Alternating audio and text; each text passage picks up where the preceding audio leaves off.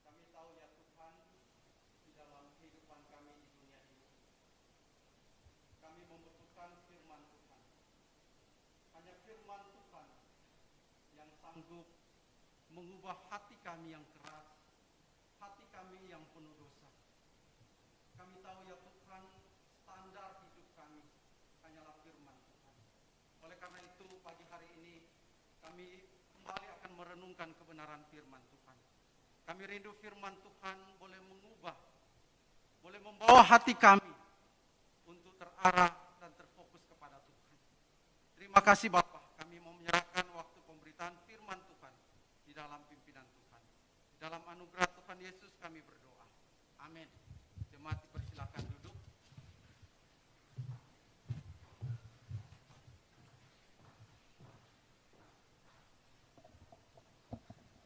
Baik, saudara yang kasih Tuhan, Shalom.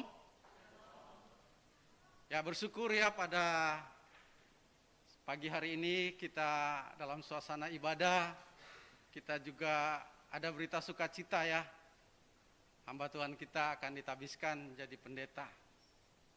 Ini adalah suatu tanggung jawab yang besar sebagai seorang hamba Tuhan. Biarlah nantinya firman Tuhan yang akan disampaikan boleh menjadi suatu tantangan, satu hal yang perlu dipikirkan baik gereja dan juga kita sebagai anak-anak Tuhan. Saya akan kembali membaca firman Tuhan di dalam 2 Timotius pasal yang ketiga. Saya akan membaca dari ayat 14 hingga ayat yang ke-17. 2 Timotius 3 ayat 14 sampai yang ke-17. Firman Tuhan demikian, tetapi hendaklah engkau tetap berpegang pada kebenaran yang telah engkau terima dan engkau yakini dengan selalu mengingat orang yang telah mengajarkannya kepadamu. Ingatlah juga bahwa dari kecil engkau sudah mengenal kitab suci yang dapat memberi hikmat kepadamu dan menuntun engkau kepada keselamatan oleh iman kepada Kristus Yesus.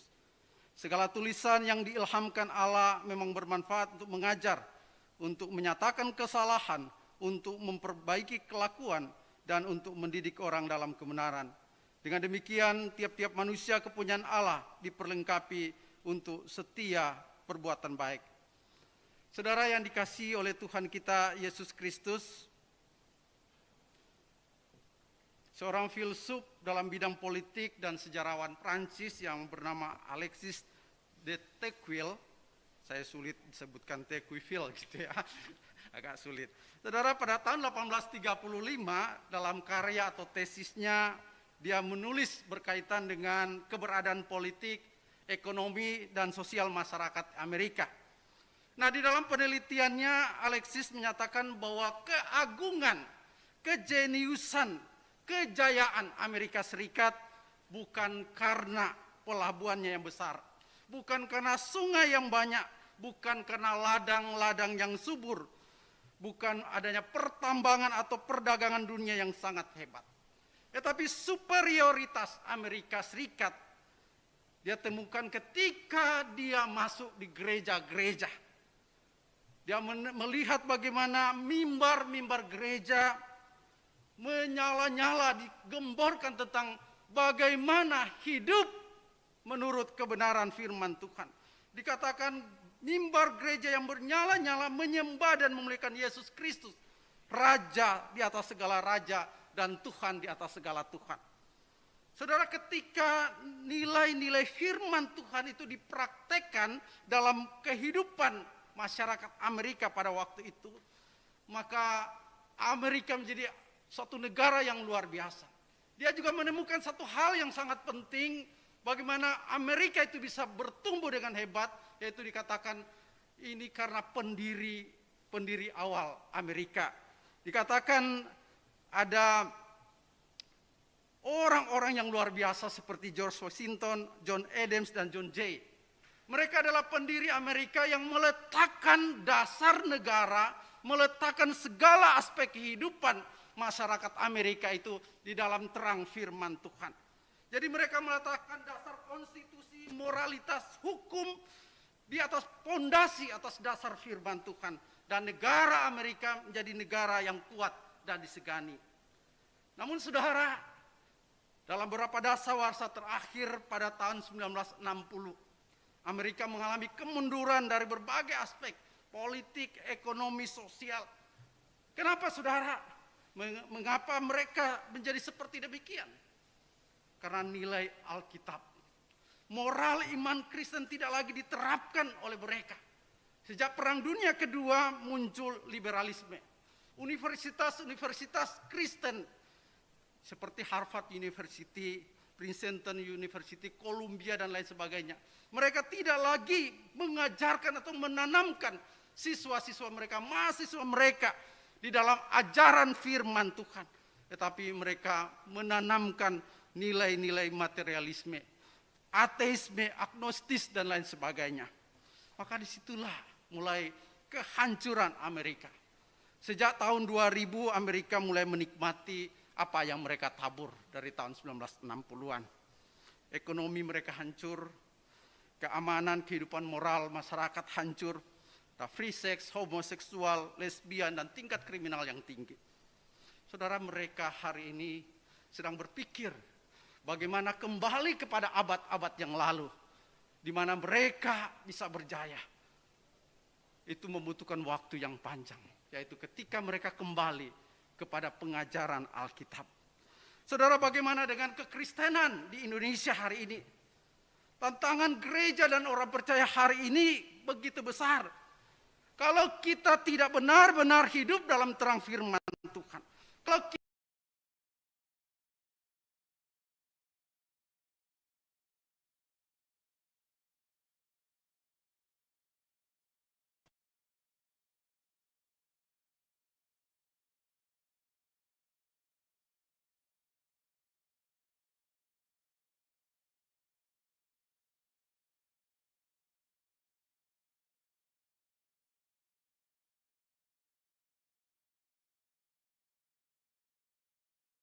bagaimana kekristenan di Indonesia ke depan dan sebagai orang percaya? Bisa saja kita terombang-ambing oleh pengajaran-pengajaran yang tidak sesuai firman Tuhan hari ini. Bisa saja karena alasan-alasan praktis kita kompromi dengan ajaran-ajaran yang tidak sesuai dengan firman Tuhan. Salah satu contoh saudara, ada banyak gereja-gereja hari ini yang menekankan pengajaran teologi kemakmuran. Padahal Alkitab tidak mengajarkan hal itu. Tetapi kebutuhan pasar hari ini, semua orang tidak mau menderita, semua orang mau jadi kaya. Maka diajarkan seperti demikian, supaya telinga jemaatnya senang untuk mendengarnya. Saudara, kita tahu bahwa pemicu gerakan reformasi yang dilakukan oleh Martin Luther adalah ketika gereja tidak menjadikan Alkitab sebagai satu-satunya sumber kebenaran. Alkitab sebagai firman Tuhan. Dalam tesisnya Luther mengutuk akan ekses dan korupsi gereja pada waktu itu, khususnya Katolik Roma, di mana ada praktek-praktek pembayaran untuk pengampunan dosa atau indulgensi, saudara. Tujuan utamanya apa, saudara? Tujuan utamanya adalah mengumpulkan dana untuk membangun Basilika Santo Petrus di Roma. Karena kebutuhan dana ini, maka mereka menjual surat penghapus dosa. Saudara, ini tidak ada dalam Alkitab, tetapi untuk alasan praktis, maka kebenaran itu digadaikan. Alkitab digadaikan. Saudara, hari ini ada banyak hamba Tuhan kompromi dengan kebenaran agar dapat diterima oleh masyarakat, agar dapat diterima oleh jemaat. Seorang penulis buku Dan Hackett dalam bukunya dia menyoroti mengenai para pendeta Amerika yang mengadakan kebenaran agar mendapat penerimaan dunia. Dikatakan dosa bukan lagi disebut dosa. Misalnya lesbian, homoseksual bukanlah dosa, tapi hanya sekedar penyakit. Dikatakan gereja telah puas dengan dosa dan mereka menemukan kesenangan di tengah-tengah ketidakbenaran. Saudara, apakah ini bisa terjadi bagi hamba Tuhan, bagi gereja di Indonesia? Bisa saja, saudara, ketika kita mengabaikan kebenaran firman Tuhan. Karena itu apa yang dikatakan Paulus untuk tetap berpegang teguh pada firman Allah adalah penting untuk kita renungkan hari ini. Agar kita tidak terbawa arus dunia. Agar kita tidak berkompromi dengan dunia dan dengan segala keberdosaannya. Saudara, selanjutnya Rasul Paulus mengingatkan anak rohani Timotius mengenai pentingnya dalam menjalani kehidupan, yaitu pentingnya firman Tuhan. Dikatakan dalam ayat 15 sampai 16, ingatlah juga bahwa dari kecil engkau sudah mengenal kitab suci yang dapat memberi hikmat kepadamu dan menuntun kepada keselamatan oleh iman kepada Kristus. Rasul Paulus mau mengatakan bahwa dalam segala keadaan firman Tuhan harus menjadi pedoman dalam kehidupan pelayanan. Firman Tuhan harus menjadi sumber satu-satunya dalam kebenaran. Ayat 16 dikatakan segala tulisan yang diilhamkan Allah memang bermanfaat untuk mengajar, menyatakan kesalahan, memperbaiki kelakuan, dan untuk mendidik orang dalam kebenaran. Rasul Paulus mau mengatakan untuk mengatasi setiap persoalan, mengatasi setiap hal yang dihadapi dalam gereja, dalam masyarakat. Maka dia perlu mencari sumber kebenaran, sumber hikmat, yaitu firman Tuhan. Dia tidak perlu mencari sumber kebenaran kepada orang-orang bijak pada waktu itu, yaitu para golongan Epikurus, saudara, para filsuf dengan buku-buku mereka yang begitu luar biasa berhikmat. Tetapi dia harus mencari kepada Alkitab sebagai sumber satu-satunya kebenaran. Dikatakan ingatlah bahwa dari kecil engkau telah mengenal kitab suci. Artinya bahwa firman Tuhan itu harus dan sudah ada dalam dirimu. Firman Tuhan itu sudah menjadi sumber kebenaran dalam hidupmu. Dan satu-satunya menjadi pedoman dalam hidupmu. Hari ini gereja diperhadapkan dengan tantangan yang besar. Hari ini bukan lagi disebut dengan zaman modern, tapi zaman postmodern. Salah satu ciri zaman postmodern adalah satu paham yang mengatakan bahwa tidak ada kebenaran yang mutlak. Semua hal itu bersifat relatif. Benar buat saya belum tentu benar bagi orang lain. Konsekuensi, saudara, dari pandangan ini, maka kita akan menemukan bahwa Alkitab itu bukan satu-satunya sumber kebenaran. Yesus Kristus itu bukan satu-satunya jalan keselamatan. Tetapi ada banyak sumber-sumber kebenaran di luar sana. Itu benar, Alkitab mungkin benar bagi saya, tapi belum tentu benar bagi orang lain. Alkitab tidak memiliki otoritas yang tertinggi sebagai pedoman satu-satunya dalam kehidupan orang percaya. Oleh karena itu, saudara yang kasih Tuhan, di tengah kondisi seperti ini, maka gereja harus memperhatikan dengan benar firman Tuhan. Gereja harus memberikan landasan akar yang kuat dalam pengajaran firman Tuhan. Sehingga jemaatnya bisa bertumbuh dengan sehat. Sama seperti sebuah pohon. Pohon akan bertumbuh dengan baik dan sehat jikalau dia memiliki akar yang kuat. Akar di pohon, saudara, memang tidak kelihatan. Tetapi memiliki fungsi yang sangat vital dalam kehidupan sebuah pohon. Karena akar berfungsi untuk mengambil sari-sari makanan dan menyalurkan nutrisi ke saluran pohon yang ada. Nah, dasar atau akar dari kehidupan orang percaya itu adalah firman Tuhan dan Kristus. Nutrisi utama gereja itu adalah firman Tuhan. Gereja yang tidak mendasari hidupnya dalam firman Tuhan, maka gereja ini akan mati. Gereja yang tidak mendasari pola hidupnya dengan terang firman Tuhan, maka gereja ini akan hancur. Tuhan Yesus katakan dalam Yohanes 15, hendaklah kamu tinggal di dalam aku dan firmanku tinggal di dalammu. Maka kamu bukan hanya bertumbuh tetapi berbuah. Kata tinggal memberi pengertian hidup di dalam Tuhan, menghidupi firman Tuhan, dan mendasari hidupnya dalam terang firman Tuhan. Namun saudara, perlu diperhatikan bahwa orang yang tinggal di dalam Tuhan, orang yang dikatakan hidup dalam firman Tuhan, tidak selamanya itu bisa dilihat dari luar diri seseorang. Kita tidak dapat mengatakan bahwa orang yang sibuk melayani, orang yang setiap minggu ke gereja, aktivis gereja, bisa saja juga hamba Tuhan, pelayan Tuhan, tidak otomatis mereka adalah orang yang hidup dalam firman Tuhan. Tidak otomatis bahwa mereka adalah orang yang bertumbuh dalam terang firman Tuhan. Bisa saja itu saudara nampak dari luar, tetapi tidak masuk dalam hatinya. Dalam 1 Korintus 3 ayat 10, Rasul Paulus mengumpamakan dirinya, dikatakan sebagai seorang pelayan Tuhan, sebagai tukang bangunan yang cakap. Dia telah meletakkan dasar bagi jemaat Tuhan, tetapi jemaat Tuhan harus memperhatikan bagaimana ia membangun di atasnya.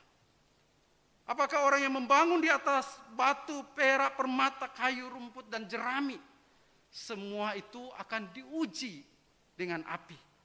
Semua hal yang dilakukan gereja atau orang percaya harus teruji dalam kehidupan di luar gereja.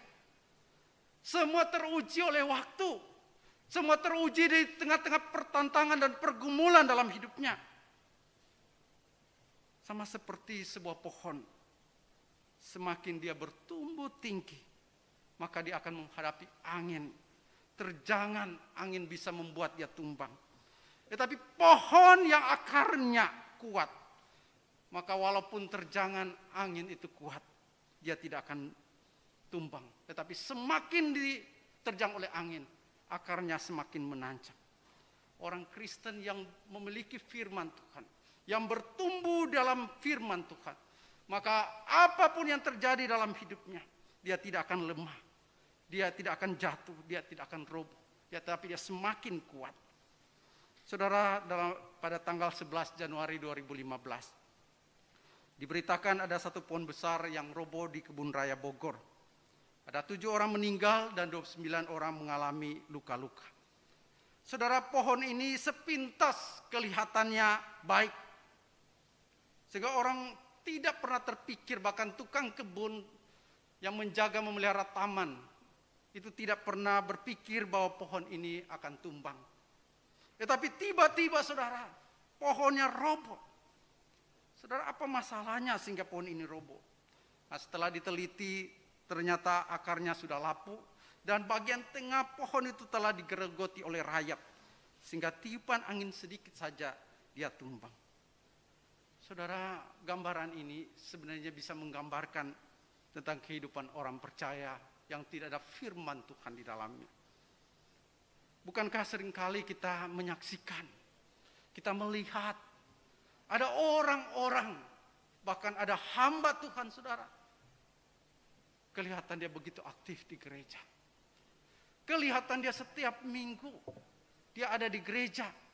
Bahkan ada yang masih setiap minggu dia berkhotbah di atas mimbar. Tetapi tiba-tiba kita mendengar saudara, dia jatuh di dalam dosa. Apa masalahnya saudara? Karena seringkali kita selalu melihat yang di luar saja. Kita memang tidak mampu melihat sampai kedalaman. Tetapi untuk mampu melihat sampai kedalaman hatinya, itu hanya dirinya dan Tuhan yang tahu. Sehingga pertumbuhan rohani seseorang itu kita tidak bisa lihat dengan kasat mata saudara. Tuhan Yesus pernah menegur orang-orang Farisi. Kalau dilihat dari jubahnya saudara, orang Farisi itu kurang apa rohaninya. Dilihat dari bagaimana mereka bisa berbicara tentang firman Tuhan. Mereka bisa berdebat berkaitan dengan Taurat. Kurang apa mereka? Tetapi Tuhan Yesus katakan bahwa mereka itu seperti kubur yang dilabur putih. Kelihatannya di luar, tetapi di dalamnya keropos.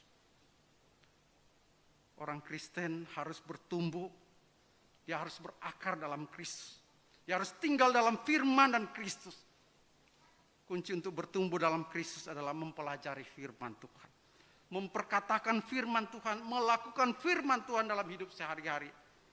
Firman Tuhan harus menjadi sumber nutrisi bagi jiwa kita. Firman Tuhan harus menjadi otoritas tertinggi dalam kehidupan kita. Ini bisa membuat kita bertumbuh dengan sehat.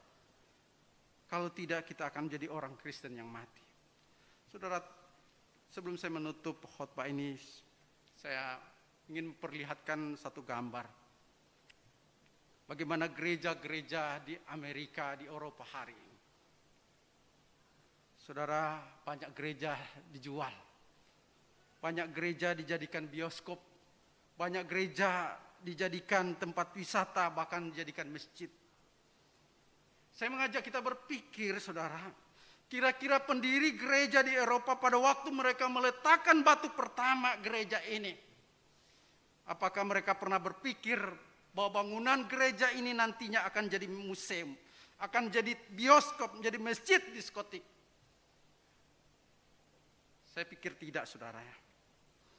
Karena waktu membangun gereja-gereja ini, kekristenan di Eropa itu begitu luar biasa. Kekristenan itu bertumbuh begitu luar biasa. Bahkan sejak reformasi terjadi kebangkitan gereja yang luar biasa. Karena gereja kembali kepada firman Tuhan. Mereka meletakkan dasar hidupnya di atas terang firman Tuhan. Alkitab menjadi sumber kebenaran yang mutlak dalam hidup mereka. Hari ini orang Asia, orang Indonesia yang dulu diberitakan Injil oleh para misionaris barat, orang Indonesia harus kembali ke barat. Orang Asia harus kembali ke Amerika untuk memberitakan Injil bagi mereka. Saudara, ketika kita meninggalkan Alkitab, ketika kita tidak mempraktekkan nilai-nilai Alkitab dalam kehidupan pribadi dan gereja hari ini, maka kehancuran gereja ada di depan mata kita. Oleh karena itu, marilah kita menjadikan Alkitab satu-satunya pedoman kebenaran pelita dalam kehidupan kita. Ajarkanlah firman Tuhan dengan baik bagi jemaat Tuhan. Jemaat Tuhan harus rajin belajar firman Tuhan. Tidak cukup 1 minggu 1 kali datang ke gereja. Ada pembinaan-pembinaan, ikutilah pembinaan-pembinaan yang ada. Karena generasi kita ke depan ditentukan oleh generasi hari ini. Ketika kita sebagai orang tua, kita mau sungguh-sungguh mengajarkan firman Tuhan bagi anak-anak, maka generasi selanjutnya akan menjadi generasi yang takut akan Tuhan. Ketika gereja, hamba Tuhan, melihat pentingnya Alkitab dan firman Tuhan hari ini, maka gereja ke depan akan hidup. Tetapi kalau tidak, maka gereja akan mati. Kiranya Tuhan memberkati kita. Mari kita berdoa. Bapa di surga, kami bersyukur untuk firman-Mu hari ini. Firman-Mu kembali mengingatkan kami tentang pentingnya firman Tuhan dalam kehidupan kami. Firman Tuhan mengingatkan kami kembali sebagai gereja. Bagaimana melihat firman Tuhan memiliki otoritas dalam kehidupan kami. Nilai-nilai firman Tuhan biarlah meresap dalam hati kami. Sehingga apa yang kami lakukan, apa yang kami kerjakan, semuanya untuk Tuhan dan sesuai dengan firman Tuhan. Berkati setiap kami ya Tuhan. Di dalam nama Tuhan Yesus kami berdoa. Amin.